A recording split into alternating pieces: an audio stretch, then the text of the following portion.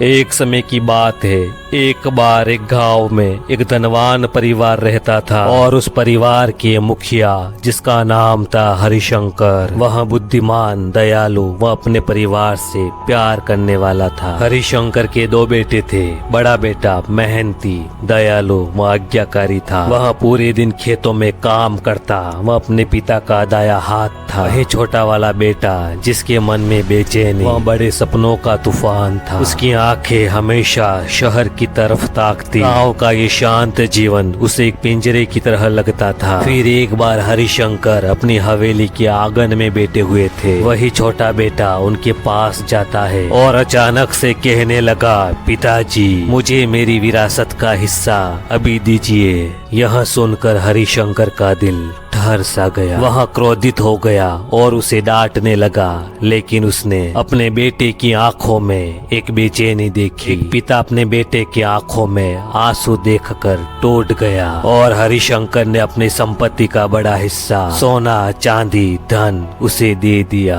अब बेटे के मन में एक अलग ही खुशी थी, एक अलग ही विचार चल रहे थे और वह सारा धन लेकर अपने सपनों की दुनिया शहर चला जाता है। उसका दिल खुशी से झूम रहा था कि अब मैं आजाद हूँ। वह महंगे महंगे कपड़े खरीदता है, वह शराब की पार्टियों में जाता है, वह बड़े से बड़े पाप में डूब जाता है और धीरे धीरे पिता के द्वारा दी गई संपत्ति खत्म होने लगती है। अब उसके पास सब कुछ खत्म हो चुका था। ना धन था, ना दौलत, ना ही वो झूठे दोस्त जो सिर्फ पैसों से जुड़े थे। अब वह सिर्फ अकेला रह गया था। शहर में उसे सूअर पालक का काम मिला। वह सूअर के बीच में काम करता और वही खाना खाता जो सूअर खाते। खुद को इस हाल में देखकर उसे अपने पिता और गांव की याद सताने लगी। फिर से वह अपने गांव की तरफ लौटने लगा जहां हर तरफ खुशियां ही थी। हरिशंकर ने जब दूर से अपने बेटे को आते हुए देखा, खुशी से उन्होंने अपने बेटे को गले लगा लिया।